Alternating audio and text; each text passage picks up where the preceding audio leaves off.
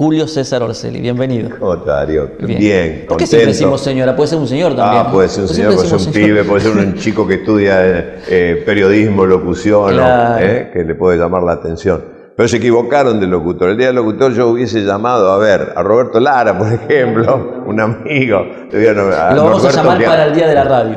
Ahí está, a Norberto Quebrando, que fue el primero que tuvo Canal 3, también un tipo que dejó una marca muy importante en la locución de Rosario. Y de pronto, no sé, si nos vamos a lo nacional, te hubiese dicho Cacho Fontana. Claro.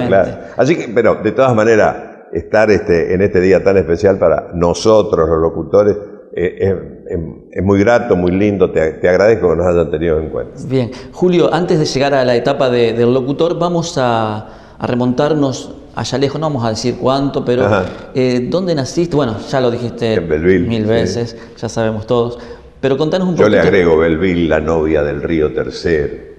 Qué lindo. La perla del sudeste cordobés. Son cosas que le vamos agregando al pueblo para hacer... Tenés un perfil poético. Para hacer lo más importante al pueblo. Está bien. ¿Cuántos habitantes hay allí? Cuando yo me fui, bueno, yo me vine, mejor dicho, cuando vos te viniste, uno menos. Claro, había 30.000, 29.999. Pero no, creo que están en 25.000 más o menos ahora, pues se ha ido mucha gente joven con el tema de la autopista, esta proximidad que tiene con las grandes ciudades. Belleville tiene 200 kilómetros en línea recta, Córdoba, ciudad. Y tiene 200 kilómetros en línea recta, Rosario. Entonces la juventud busca los estudios, las facultades, todo lo que implica futuro o tratar de buscar un futuro mejor, hace que los chicos jóvenes se vayan del pueblo. Y si tenés que vender a tu ciudad, dicho con cariño vender, ¿qué características? Una ciudad tranquila, hermosa, cruzada por el río Tercero, que ahora se llama Talamuchita, le han cambiado el nombre, le han puesto el nombre original que tenía. ¿Talamuchita? Talamuchita, como Calamuchita, pero sí, con pero H-A, Talamuchita. Es sinuoso, creo que quiere decir en el idioma indio de la comarca de indígenas que había por aquellos tiempos, antes de que fuese Fraile Muerto, antes de que fuese La Posta, antes de que fuese San Jerónimo. Mejor que Fraile Muerto. Claro, fíjate, la historia de Belleville dice que cuando vino Sarmiento, presidente de la República, estaba haciendo una gira de Buenos Aires hacia Córdoba, y se le hizo la noche y aprovecharon los lugareños a invitarlo al presidente que se detenga en Belleville, durmió en Belleville una noche, y de paso que inaugure el puente que une una parte de la ciudad con la otra, porque está bien cortada por el río sinuoso que pasa por el centro, y con la condición de que el puente se iba a dar el nombre del presidente. Se llama en la actualidad el Puente Sarmiento. Entonces, bueno, sí, un fenómeno. Él no conocía mucho de esto, venía imbuido de muchos años que había estado por Francia. Entonces pregunta, ¿cómo se llama este paraje? Fraile Muerto, presidente, le dijeron. ¿Cómo se llama? Una casa tan linda, llena de sauces llorones sobre el río, un parque natural que lo tiene todavía de algarrobos, muy, muy lindo. Esta belleza no se puede llamar Fraile Muerto, no hay absolutamente nada que lo justifique este nombre. Dice, ¿quién es el terrateniente más importante aquí de la región? Y en esa época de ferrocarriles, estaban todos los ingleses armando las redes, las estaciones, y es Mr. Bell el potentado, digamos, el que tiene más extensiones de hectáreas aquí en Fraile Muerto. Bueno, dice, lo vamos a llamar la Villa de Bell. Entonces, por eso le puso Belleville. Él venía con la historia de Francia, Villa, Bell, entonces la Villa de Bell. Bueno, ¿había contado vos alguna vez esta historia? No, la primera vez. Bien, me preguntaste un poco los comienzos de mi pueblo. Perfecto, bien. Sí, así arrancó. Y está a 200 kilómetros de Rosario, clavadito, y a 200 kilómetros Estaba en un lugar muy estratégico en la época de la colonia, te imaginas las carretas y todo eso. Se detenían en el pueblo a alimentar las mulas, los caballos y todo eso, y también a darle algo de comida a los que manejaban, ¿no? Y a los viajeros. Qué bien. Bueno, y contanos un poquito de tus padres. Papá, un inmigrante italiano, llegó muy joven, llegó a los 19 años a Buenos Aires en un buque, porque lo investigué un poco, me fui ahí a Buenos Aires, donde están los famosos archivos de los inmigrantes. ¿Cómo se llamaba tu padre? Rómulo. Sí, Rómulo. Rómulo Orselli, un solo nombre. Él vino del norte de Italia, nació en un pueblito que se llama, lo conozco, tuve la suerte de conocerlo, Lugo, en la zona norte, cerca de Rimini, cerca de, bueno, Ravenna, una ciudad un poco más grande que Lugo. La Emilia-Romagna sería la región de Italia, ¿no? Bueno, y se fue a Génova y eran 6 hermanos, un varón él y 5 mujeres. Y un poco se venía la guerra en esa época, el temor a que lo llevaran al servicio militar, era totalmente un tipo pacífico, no se le pasaba por la cabeza esto de andar guerreando, matando gente o defendiendo.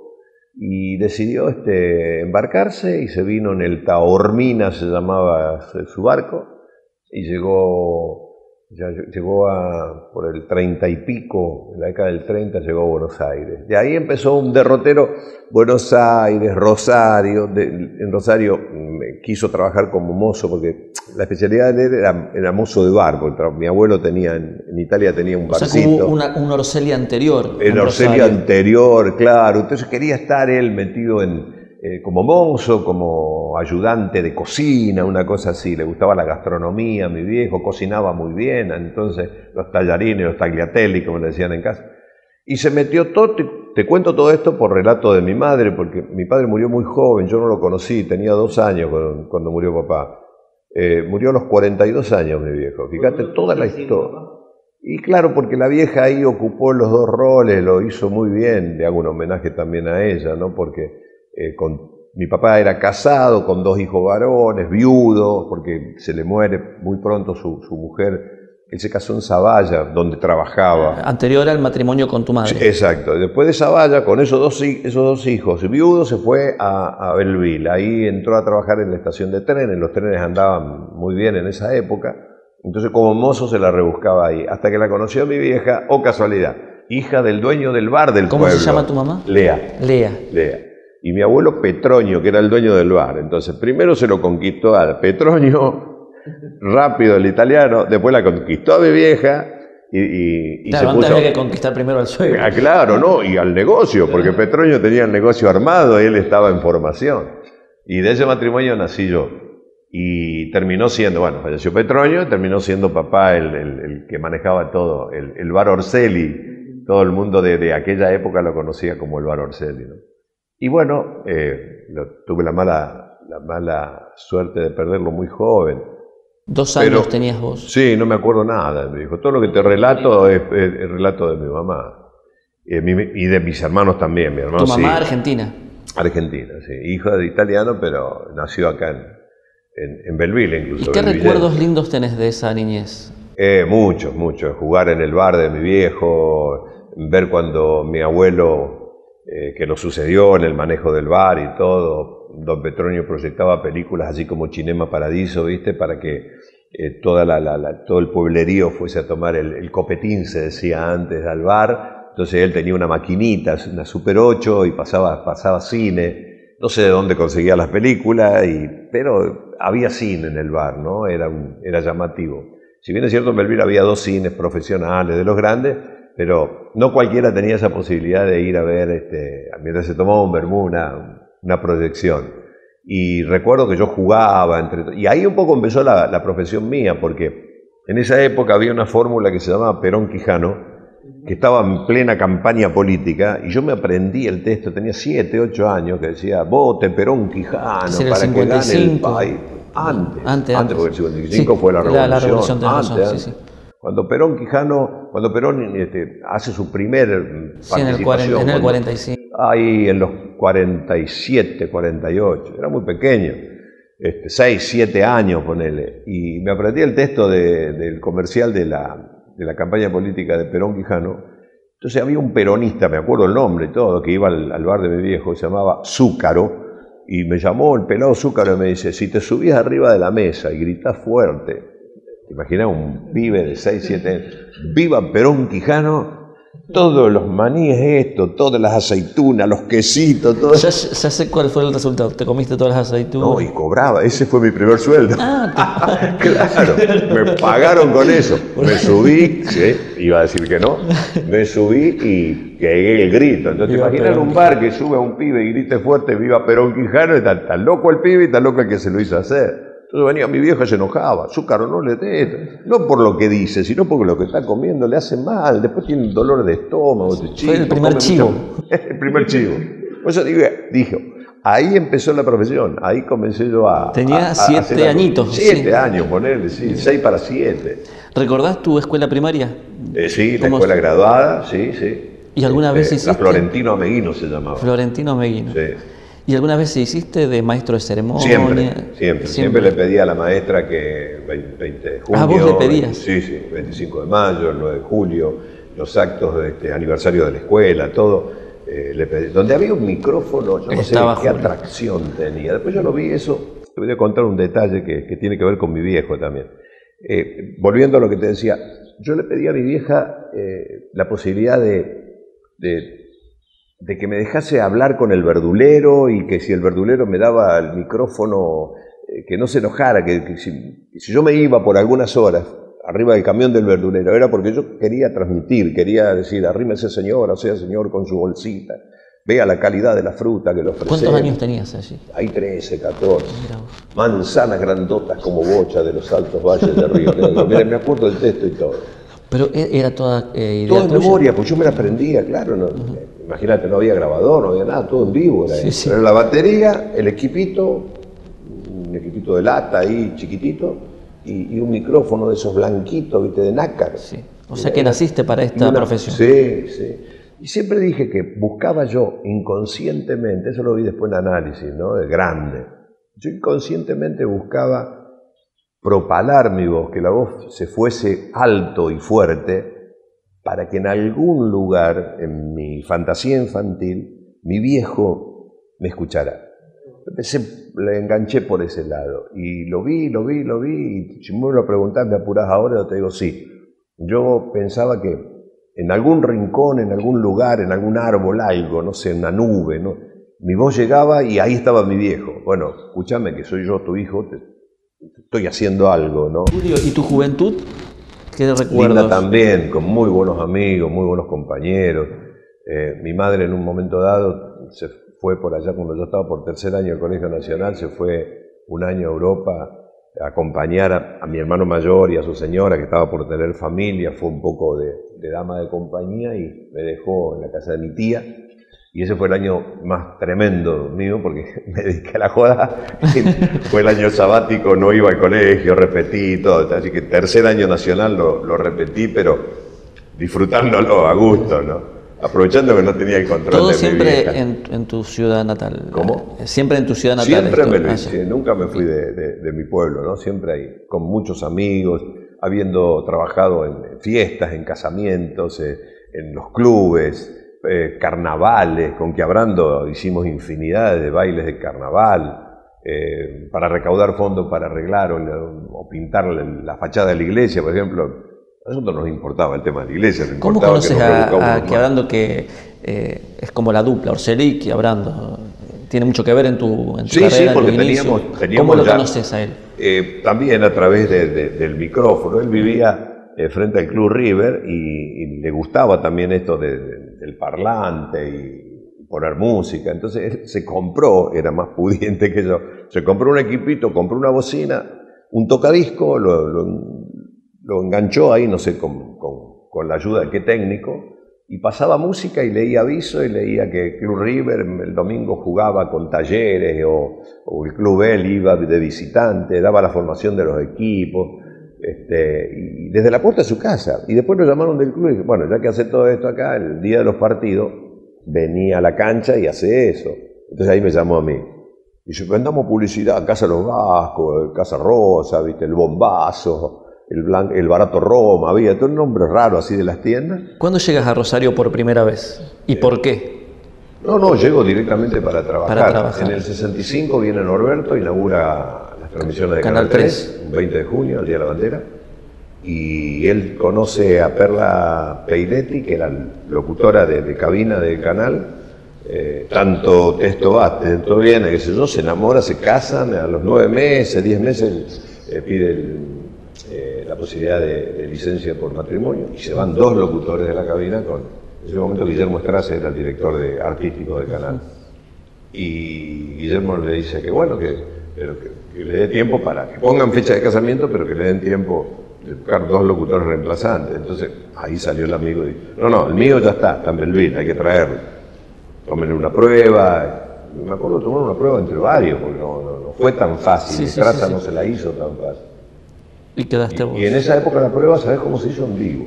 No me grabaron claro, nada. no se grababa en esa época. Se grababa, había un Revox dando vuelta ahí en el canal, pero de los grandotes, ¿viste? De cinta abierta. Pero no sé, o lo tenía encargado con comerciales, o no se podía, o grababa el aire, no sé qué. La cuestión que Goyan y Estresa dijeron, bueno, que el sábado a las 9 de la noche de la temperatura, la humedad, la identificación del canal y que lea un par de promociones. ¿Vale? En esa época no había videos, se leían unos cartones fijos, ¿no? Con la cara de Pipo Mancera. Este sábado circular en Mancera por Canal 3 a las 2 de la tarde. Sí, más artesanal. Era totalmente artesanal. Y bueno, leí un par de promociones, hice el HTH que se decía, o la temperatura y humedad, la identificación, y me quedé al lado del teléfono, esperando que llegara la famosa llamada de o de Estrassa o de Goyan. El jefe de turno de la Morela, me acuerdo, y me decía, señor, ¿hay novedades? Todavía no, como a la media hora un llamadito. Que pase el lunes por la oficina de personal que querían los datos míos. Ya estaba. Y ahí quedaste. Ya estaba. 45 años. De eso. Y yo dejaba, a plata de hoy, ponele, yo ganaba 8.000 pesos a plata de hoy, como viajante de mainero, con el informe del sueldo acá, 4.000, la mitad.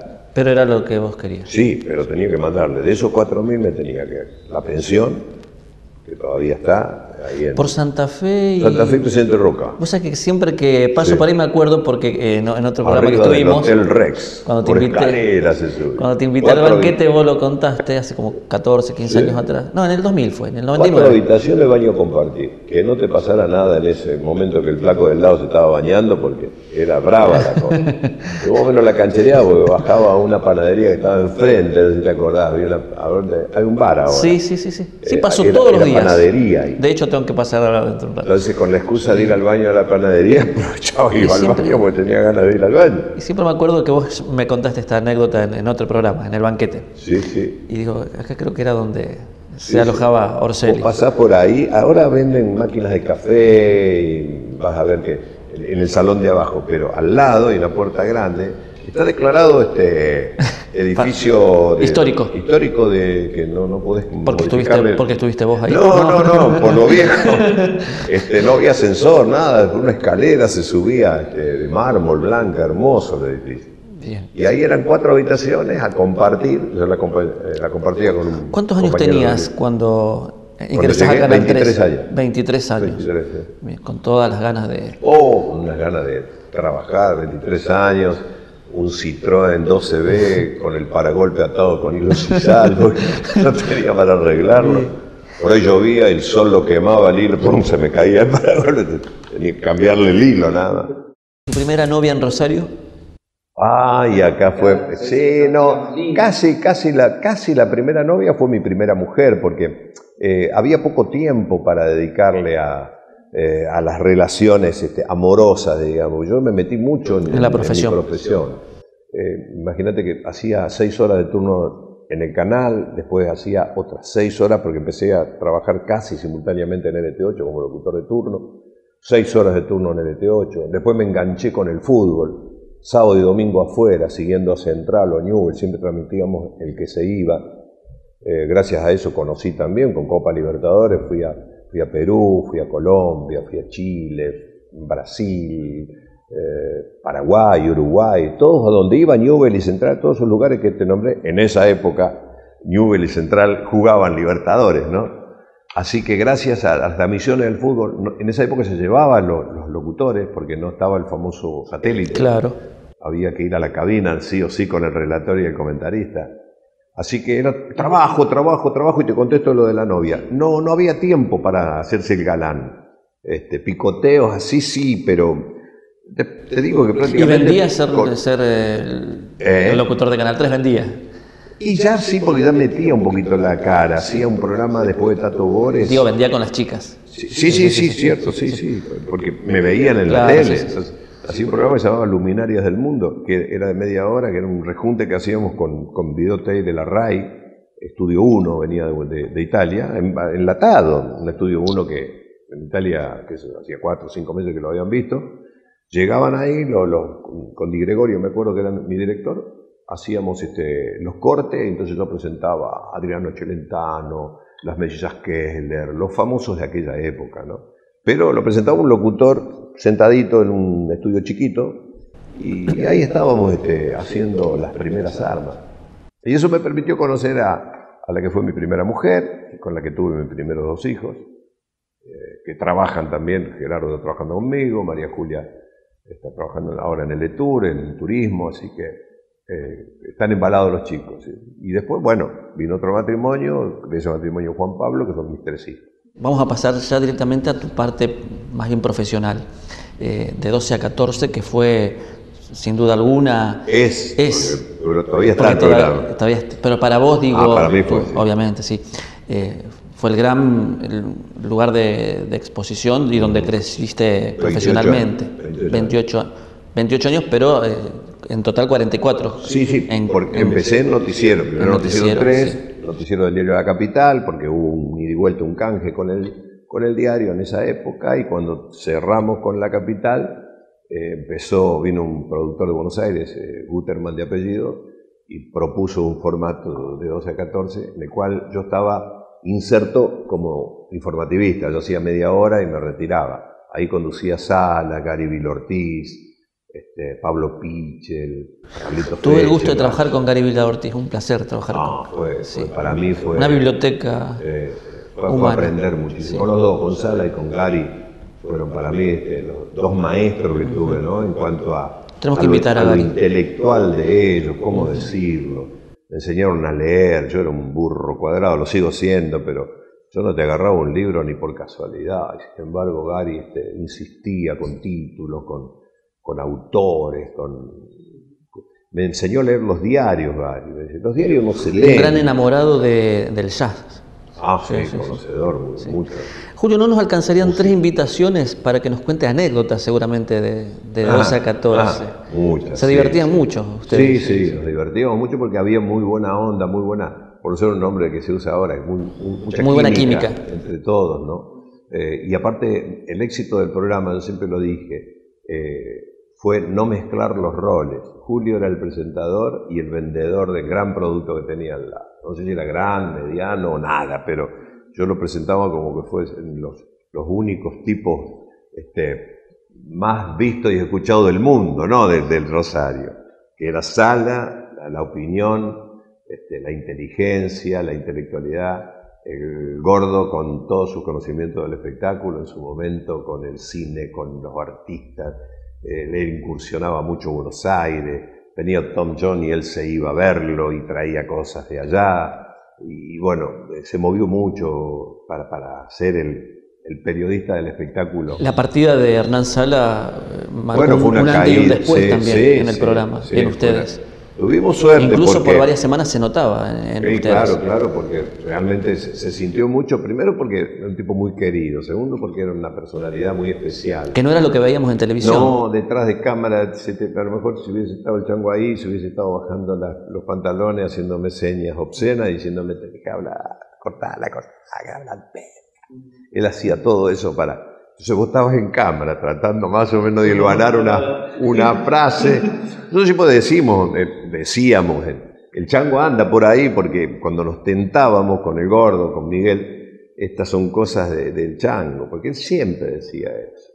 El día que no venga, que yo me vaya, ya pobre, ya enfermo, lo único que quiero que diga, a vos, locutor, lo único que te autorizo que diga, desde hoy Sala no viene más. Y eso dije. Le hice caso. No vino más. Pero siempre está. Siempre está. Y queda su enseñanza, su... Todo, quedó muchísimo de él. Realmente fue un tipo que y después tuviste que adaptarte etapa. Con Novarecio, que era como el discípulo. Tuvo suerte, tuvimos y la tuvo el canal. Yo no sé si el canal lo supo valorar a eso. Cuando digo el canal, digo los directivos, todo, no me empresa, no me refiero a una sola persona.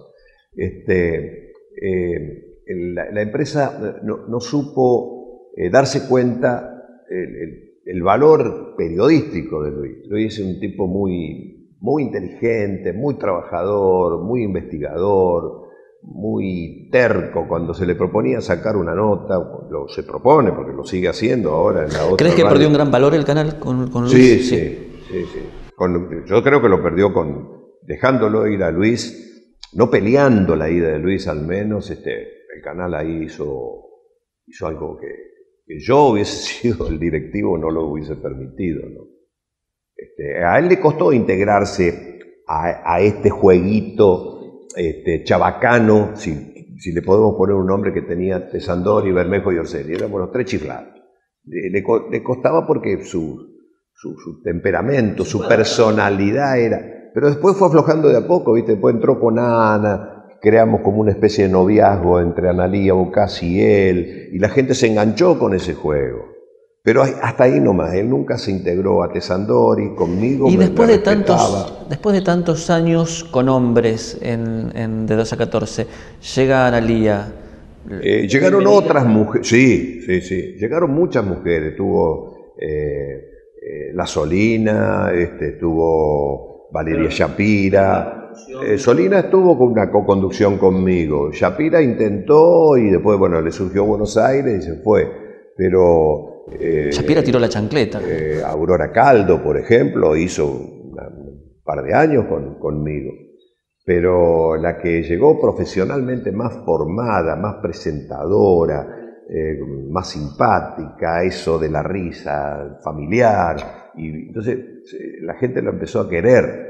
Y nosotros la empezamos a contemplar como un buen hallazgo, una incorporación buena para el grupo. Y bueno, ahí está cargando con todo ahora, pobre, ¿no? Pero lo está haciendo muy bien. Lo está haciendo muy bien. Se quebró el día que... Sí, pobre, sí. Claro, porque se fue Luis, al poco tiempo me voy yo. La dejaron huérfana. Lo que viene es bueno. Yo lo que quiero dejar claro esto, porque todos cuando me preguntan, con los chicos que vienen realmente hay muy buenos periodistas, muy buenos locutores. Lo que pasa es que hay que formarlos y no hay que gastarlos, Nosotros fuimos de menor a mayor. Nosotros no entramos por la puerta grande al canal. Conté todo lo que hicimos. Verdulero, Viva Perón Quijano. Siempre. Lo que pasa es que ahora los chicos vienen a un instituto, estudian, qué sé yo, y al otro día quieren estar con el primer horario, el prime time, como le dicen ahora, o estar conduciendo Telenoche, o haciendo Telefe Noticias segunda o primera. No es así. Hay que pagar derecho de piso. No pagar. En el buen sentido, hay que hacer el camino. Sí, hay que armar el oficio. Hay que hacer el recorrido, por eso. La televisión enseguida te hace conocer, pero si vos no tenés nada, vos podés tener una cara hermosa, linda, rubia, ojos celestes, lo que sea. Pero si el contenido, si lo que decís no tiene sentido, es debut y despedida, ¿no? Julio, vos cuando comenzamos a hablar de 12 a 14 hablabas de que había una química con tus compañeros. Sí. ¿Ya no la había en estos últimos tiempos? No. Empezó con Bermejo. Bermejo tuvo dificultades con producciones que tuvo el programa, no se sentía cómodo. Pienso que le importaba mucho más privilegiar su magazine, que es un buen producto.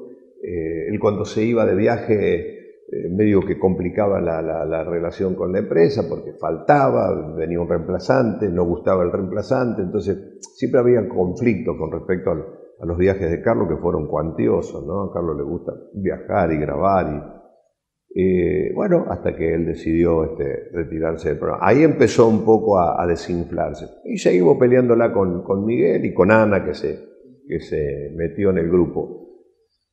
Pero bueno, pasaron los años, se nos pedía un poquito más de formalidad, digamos, ante cámara y tener la posibilidad de ser más periodistas que animadores o Pero la gente ya había comediantes. comprado el otro producto. Eso fue otro error. La gente quería el de 12 a 14, el de los dibujitos, con Huguito atrás gritando, qué lindo el dibujito, todo. Los chicos que dibujaban, hicimos el Club de los Chicos, mandaron, mirá las cosas que hicimos, ¿no? Me acuerdo ahora, son tantas. Mandábamos carnet platificado a los chicos para que entren gratis al cine, hacíamos canje con los circos. Yo te hago publicidad del circo, pero vos dame 100 entradas para los socios de nuestro club. Bueno, todo eso se perdió. Y a la medida que se iba avanzando en la pérdida de esa química, en lo personal yo me iba desinflando. Ya no me gustaba, no me alegraba ir a hacer el programa. Bien, vos hablaste... Porque no todo es plata en la vida. Yo ya te escuché varias veces hablar y sos muy prudente a la hora de hablar de tu partida. Yo me sentiría un mal entrevistador si no indago un poquito más. Por ejemplo, vos te fuiste un viernes, terminó el viernes un programa y el lunes no apareciste. Vos decís que no hubo pelea. Alguien que se va de esa manera, sin haberse despedido de la audiencia, después de 45 años de trabajo. ¿Orselli merecía ese final? Es que yo estoy... Ese final en el programa. Es que habría que ubicar los momentos y las piezas en sus respectivos lugares. La casa, Canal 3, no es mi casa, nunca lo fue. Esa casa tiene dueño, entonces yo mal puedo meterme en la casa del dueño a decir algo sin decirle al dueño lo que tendría que haber dicho, que me faltó decirle a la audiencia a partir de mañana, o a partir del próximo lunes, dejo de pertenecer al staff de 12 a 14, no voy a trabajarme en este programa. Inmediatamente surge la pregunta, ¿por qué? No era ético, no lo vi ético de mi parte salir en casa ajena, decir por qué me iba. Me iba porque no me sentía cómodo, como lo dije después. Fue una charla muy corta, muy respetuosa, donde dije que no me sentía cómodo seguir en el canal, que me sentía que no estaban dadas las condiciones laborales para seguir adelante y que yo privilegiaba mi persona y mi psiquis en última instancia. Fue lo que escribió Luque en La Capital, ese primer artículo que sacó, reflejó exactamente mi pensamiento, ¿no? Lo puso tal cual. Lo pedí, le dije, Indio, le digo, mirá que para vos por ahí se te va la máquina para el otro lado y no, te voy a respetar, tengo códigos, me dijo. Entonces, bueno, le di la nota a él. Pero inmediatamente los otros medios me dieron la posibilidad de explicarle a la gente que me quiere y el resto de la audiencia por qué yo había tomado la determinación. Lo analicé. Sí, o sea que más que nada tiene que ver con que no estás de acuerdo con mi familia, con cómo se produce actualmente el producto. No estoy de acuerdo en lo que se está haciendo en televisión el mediodía en ese horario. No me gustaba más ir no sé si soy el dueño de la verdad. A lo mejor se está haciendo un excelente producto, pero a mí no me llega, no es lo que... Te doy un ejemplo. Yo hacía Almacén La Candelaria con Gallardo. Cuando dejó Gallardo y dejé yo automáticamente, porque ya no era Almacén, ya no era lo mismo, se pierden los personajes, ¿no? Por ejemplo, ahora estoy haciendo con el Negro Álvarez Los Cosos, estamos en la 8. De 12 a 14. De 12 a 14, pero esa es una jugarreta marketinera de la emisora. Creo que vamos a ir un poquito más adelante. ¿Y están todas las mañanas también? Estamos con un micro donde él me espera con un taxi y contamos cuentos y charlamos y decimos tonteras.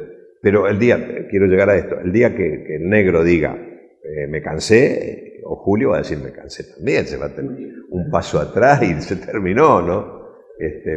Uno se va enganchando con las producciones de acuerdo a cómo se va sintiendo y el rol que te toca. Yo sé que yo soy el que lo tengo que acompañar al Negro y jamás trataría de superarlo en nada, ¿no? Sí, cada uno tiene claro sus roles. Yo soy el preguntón, el que lo meto, el que le creo el clima, nada más. ¿Una película? Películas a mí me han gustado mucho, siempre digo La Última Escuadrilla porque ¿y eso qué es? Una película argentina que se grabó en Córdoba, en la Escuela de Aviación Militar, con Juan Carlos Altavista como gran actor, recién empezaba aquel que después llegó a ser el gran Minguito, ¿Pero por qué? Porque en esa escuela estudiaba mi hermano mayor, y era un poco mi padre postizo, y hizo un papelito ahí, como yo hice con Postiglione en una oportunidad, ¿viste? Cuando hizo la película acá. Entonces yo iba al cine, la vi como 20 veces, pero para ver a mi hermano, no para ver la película. Es la historia de un chico que se inscribe en el colegio y entra y quiere ser piloto y fracasa, y bueno, casi con Minguito en esa época, que no era Minguito, era Juan Carlos Altavista. Pero no sé, hay muchas, Lo que el viento se llevó, por decirte un clásico, que la veo tantas veces pueda y sigue siendo para mí una joya del cine, ¿no? ¿Un libro de cabecera que recomiendes? Me gustan mucho los de autoayuda, me gusta mucho Coelho. Me encanta. Me regalaron uno hace poco, tengo que empezar a leerlo. Me encanta. Creo tener toda la bibliografía de Coelho, y si me ha quedado alguna es por descuido mío, por no visitar los anaqueles más seguido, pero me parece formidable como escribió ese tipo. ¿Sos un hombre de fe? Sí, mucho. Sí. En un minuto, ¿me podés contar tu experiencia con un minuto, 2 minutos, con el padre Ignacio? La experiencia fue muy grata porque él me brindó su amistad. Yo siempre digo que soy amigo de Ignacio y él permite que yo una vez le dije, yo puedo decir que soy amigo suyo, usted puede decir lo que sienta. Yo me siento amigo de él porque, a ver, tuve una situación de salud bastante desagradable, algunos estudios que no daban bien, y él me guió, me alentó, me insufló fe, me dijo que no era nada malo, que hiciera los estudios, los chequeos correspondientes que me pedían los médicos, pero que fuese con fe, con tranquilidad esos estudios, que no había nada, y no había nada. Entonces eso me quedó muy, muy grabado, ¿no? Eso, el testimonio que puedo dar yo, alivio, un agradecimiento primero al maestro, y después que gracias al maestro que me lo hizo conocer al negro, como yo cariñosamente le digo. ¿Sos un hombre feliz? Sí. No como lo soñaba, viste que uno tiene sueños con respecto a la felicidad, a dónde querés llegar y todo. Hay siempre obstáculos en el camino. Como digo yo, el peaje siempre tenés que pagarlo. Nunca vas por una carretera libre, totalmente libre de golpes, de caídas, qué sé yo, de cosas lindas, agradables y también feas. Pero en el balance, si vamos a decir, como soy un tipo feliz. En tu vida profesional, ¿qué fue lo máximo que lograste? ¿Una nota, una entrevista, un trabajo especial? No, la profesión me dio el cariño de la gente. Para mí eso es lo máximo. Que andar por la calle y no recibir ningún insulto, que la gente se dé vuelta. Hola Julio, el saludo, el venir a pedirte Me pasó ayer, un chico vino, se arrimó a la mesa, le pedí 1000 disculpas, me dejó algo. Yo vi que yo estaba charlando con un cliente y yo digo, no, ya compré. Yo creía que me traía una estampita, ¿viste esas cosas? O la curita, esas cosas que te den. Y cuando lo veo así, dice, no, yo quería una firma para mi papá, para el Día del Padre, el de fanático suyo, Julio.